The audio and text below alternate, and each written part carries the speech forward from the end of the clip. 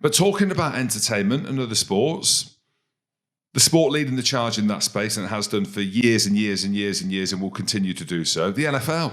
Lewis Rees-Zammit, Harry Mallender, Andrew. When the news broke, well, I know what you thought. I'm asking you, even though I know what you think because we've spoken about it. But I didn't see it coming. I heard whispers about Lewis Rees-Zammit. I thought maybe at the end of the season. I know he was talking to Japan. There was talk of him looking in France as well. And chatting to a few agents. I know how the process works about getting into this international player pathway. But I know you're happy with him taking the leap and potentially being part of the NFL and making millions of pounds. Yeah, it's not a money thing, because in reality, if it was a money thing, he could have taken the biggest offer he had, which was in Japan. There was French clubs after him as well. And I look at it and I go, he's 22 years of age. He's got a load of caps for Wales already. He's a British and Irish Lion. And if you look into the history of his family, his dad played American football as a kid growing up. Now, he wants to go and chase a dream. And a dream for him is making the big time of the NFL. And yes, all the money that comes with that is great, but he's also taken a massive risk on his own side of not earning probably even close to a quarter of what he'd earn in rugby if he just stayed in his comfort zone. Talk about comfort zones. He's taken himself completely out of his comfort zone. I've been messaging him back and forth.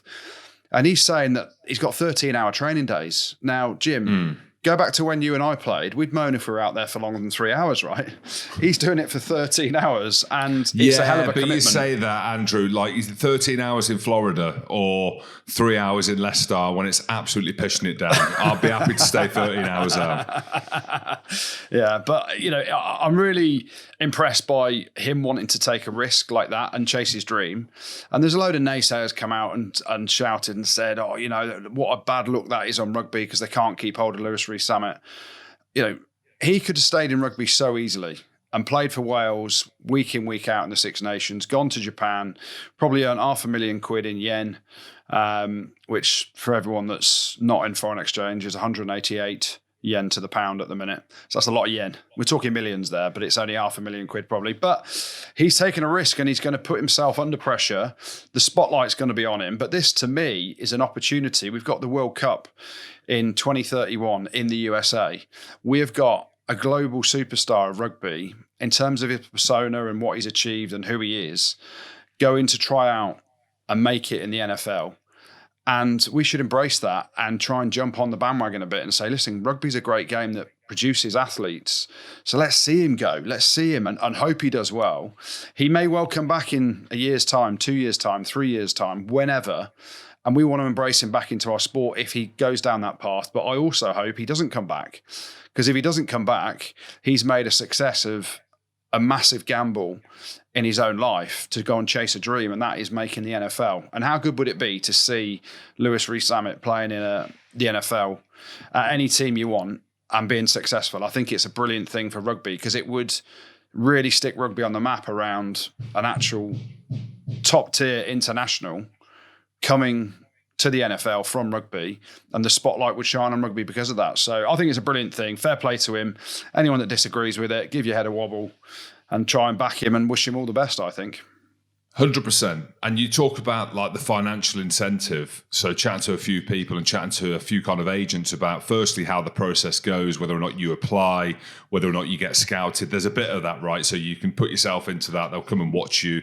They've already done a little bit of training to have a look at how athletic they are to be able to see if they can cope with the 10-week program that they're going to go into in Florida. I think it's starting next week or now. I know they're on the way over now. They're on the way over. Yeah. But the incentive's there. Like, again, just doubling down on some of the conversations we've had. So if they make it into a practice squad in the NFL, which could happen at any point during that training camp, they could get handpicked out of that. All the scouts will be there from the clubs. So they'll be like, mate, you've got this kid, Lewis Rees-Zammit, you need to come and have a look at him. One of the owners could come in and say, I fucking want him. I love his teeth. I love his hair. I love the fact that he speaks with his mouth closed and anyone else can do that. He's basically a ventriloquist when he does it. But I'm going to give him $215,000 because that's what they get. So just being in the practice squad, that's what Wadey would have got when he went over in an 18-week season, right? So the financial incentive of just making the practice squad is there. I know that the big carrot is the tens and hundreds of millions of pounds that they can make. But if they get put onto the roster, that's where the big money comes. They get £750,000. Dollars, Jim. Dollars. Don't forget Same I as a work in pound. foreign exchange. Yeah, it's not, you are. mate. But what It's is it? not. 1 to the 1 or not? What's better? No, it's 127. £1 equals $1.27. $1.27. When I went a few years ago, it was $2.5 to the pound. No, it I've wasn't. come back. No, it wasn't. I swear to God, I've come back with 50 pairs 2 of to 1. boxers.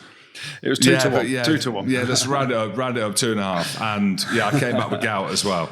But massive opportunity. I think a massive opportunity where rugby is. And I agree with you. If he goes there, and again, smart move by Rock Nation, who look after him, that in 8 years' time, if he does make a success of it, he could come back into rugby for the World Cup, like as in do another cycle of that. So who knows how it can look, but I think it's massive for a game. So you've got him doing that. You've got Harry Mallender as well going in as a kicker. For me, that's the smartest move. You ain't taking any contact whatsoever.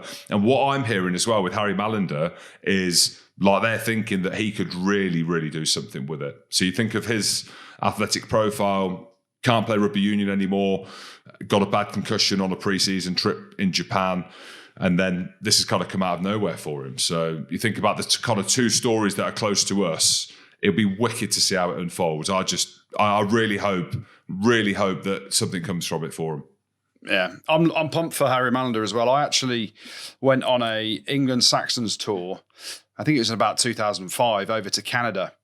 And I was doing a load of kicking practice, playing for England Saxons, the old A team at the time. And I got approached after one of the games from a Canadian Football League scout and said, "Do you want to come and do a tryout, man, for our kicking?" He said, "I've seen you kick the ball, man. You kick it miles." And I'm like, "Well, I'll just get the belly behind it, mate, and it goes a long way." And I actually tried it. After training one day, he bought a CFL ball down, Canadian Football League ball down. We did some kicking. And they were like, "Come and do a camp with us." And at the time, I was 25, playing for Leicester, playing for England A as well. And at the time, I didn't have it in me to take the risk. I would drop down to 30,000 Canadian dollars for a year to be a kicker and try and be a kicker. And then they were sort of saying the pathway is if you do the CFL, you do well, then you can get into the NFL. And I'm just like, couldn't take the risk. So all kudos to them all. Cannot wait to see Harry Mallender because he kicks it a long way as well. And hopefully they're both a success alongside the other boys that are on the pathway as well. So exciting times. Wish them all the best. And hopefully Lewis Rees-Zammit and his teeth, Harry Mallender and his kicking boots will be flying into the NFL as soon as we know it. Pod. Rugby pod.